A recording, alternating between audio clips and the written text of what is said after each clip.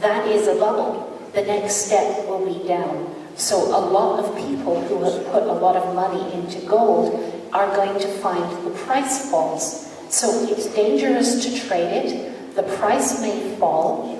And if you don't have any bargaining power, so you really need food, all you have is gold, you have to sell, no bargaining power, you're not going to get the price that you should anyway. So anyone who is forced to sell gold and silver in the next few years will get a fraction of what it should have been worth.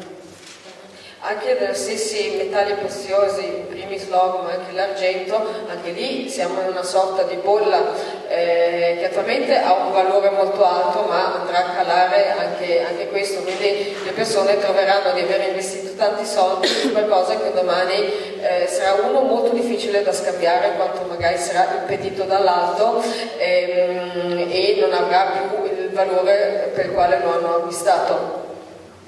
You know, if you can afford to sit on it for 20 years without having to rely on the value it represents, it will hold its value over the long term. You can buy about the same number of loaves of bread for an ounce of gold now that you could in the Roman Empire. So it will hold its value if you can hold on to it for that long. It's if you are forced to sell it sooner than that it is not a good store of value. Allora, non è un buon deposito dei valori se noi abbiamo bisogno dell'oro da poter materializzare e scambiare immediatamente. Se ci possiamo permettere di tenerlo lì per 20 anni, ovviamente una buona cosa, una buona assicurazione da tenere, ma solamente in questo caso, perché per dire nell'immediato comunque avrà meno la possibilità di essere realizzata o scambiata. The other thing people need to be aware of is that paper gold, certificates that say you own gold, are a massive Ponzi scheme because there are hundreds of times more claims to gold ownership than there is gold in the whole world. So paper gold will be worth nothing at all. Only real gold is worth something. Anche i certificati, no? È un enorme schema Ponzi, enorme schema piramidale, infatti dove ci sono molte più come dire, richieste di proprietà di quello che effettivamente è il bene materiale a disposizione. Quindi se avete dei certificati questo effettivamente vale poco o niente, quindi o a questo punto meglio oro fisico che non il certificato di oro. Now, one thing that's important that people really need to be able to cope with is that we're going to be living in a very risky world. You know, most of the world lives under much greater circumstances of risk than we do, and they still manage to keep going. Risk can be paralyzing. It can make people just stop and not know what to do. But even although we will be living in a risky world, we still have to keep putting one foot in front of another. We have to keep going anyway.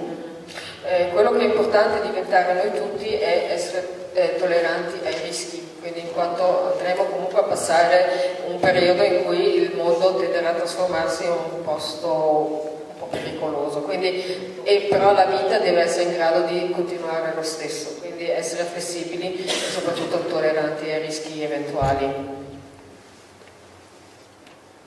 We need to build community. Now, fortunately, Italians are very good at this. Especially in rural areas, community ties and family ties are very strong. In a lot of parts of the world, they're not. People don't know their neighbors. Their families are spread all over the place. They may never talk to each other. You need to build on what you already do very well. I think community building is about the most important thing that people can really do, because a community approach is strongest.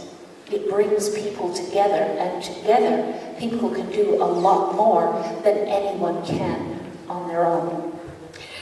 Di questi tempi diventa ancora più importante ed essenziale trasformare le nostre comunità comunità virtuali a reali, quindi costruire comunità.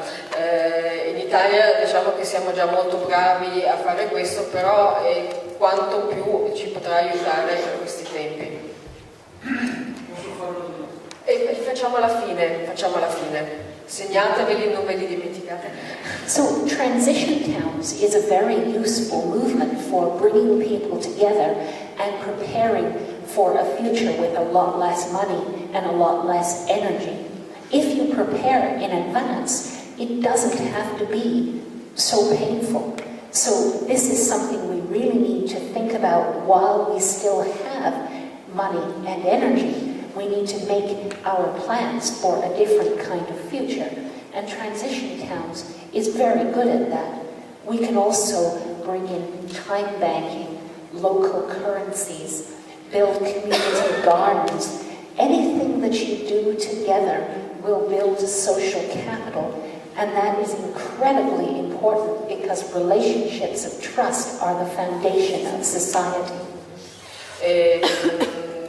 Per costruire, come dire, l'alternativa è veramente importante concentrarsi su un approccio, diciamo, di ricostruire le comunità, di ricostruire la fiducia, e questo farlo mentre ancora ci sono dei soldi a disposizione e mentre, come dire, abbiamo ancora delle possibilità di prepararci, quindi di fare i nostri piani, come per esempio fanno come modello anche le città in transizione, e unire a questo sicuramente altri strumenti che possono essere le banche del tempo, le monete locali o comunque tutto quello che possiamo condividere come anche degli orti comunitari, che vuol dire ricostruire il capitale sociale che poi ci dà una mano, che ci aiuta. E le relazioni della fiducia sono proprio alla base della società. So we're trying to build a robust system. That means a system that can cope under a wide range of circumstances. There are many things we don't know about what is going to happen in our areas, so we have to be flexible.